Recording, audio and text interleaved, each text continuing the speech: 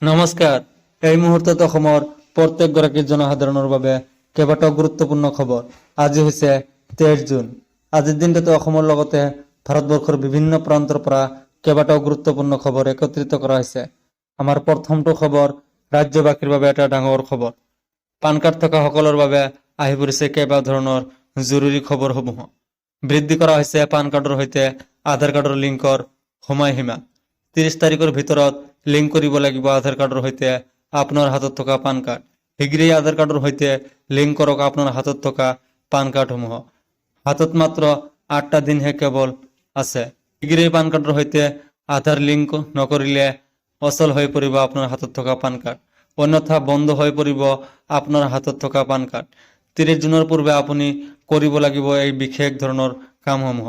আপোনাৰ পান কাৰ্ডখন সংযুক্ত কৰক আধাৰ কাৰ্ডৰ সৈতে।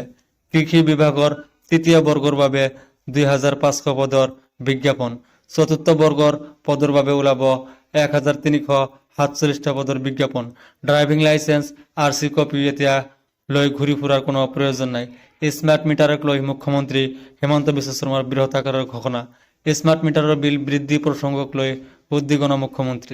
উৰে নিশা হাৰে থাকি স্মাৰ্ট মিটাৰৰ তথ্য পৰ্যবেক্ষণ কৰিবলৈ প্ৰয়োজনত ন্যায়িক তদন্তৰ বাবেও সাজু হৈছে এইবাৰ চৰকাৰখনে।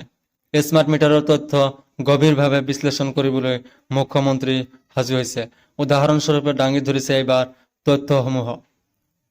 এজনকেই 100 জন গ্ৰাহকৰ তথ্য পৰীক্ষা কৰিবলৈ সক্ষম আৰু 100 জন গ্ৰাহকৰ তথ্য পৰীক্ষা কৰিব এইবাৰ মুখ্যমন্ত্ৰী হিমন্ত বিশ্ব শৰ্মাৰ চৰকাৰে। স্মাৰ্ট মিটাৰৰ ব্যৱহাৰৰ ফলত কমিছে এইবাৰ ইউনিটৰ পৰিমাণ। স্মাৰ্ট মিটাৰৰ টকা কোনেও খাব নোৱাৰে বুলি মন্তব্য কৰিছে। স্মাৰ্ট মিটাৰ কৰি কাৰো উপাৰ্জন বৃদ্ধি পোৱা নাই এতিয়ালৈকে। স্মাৰ্ট মিটাৰ ব্যৱহাৰ কৰি অধিক ধন লাভ কৰিলে ৰাইজকে ঘূৰাই দিয়া হ'ব বুলি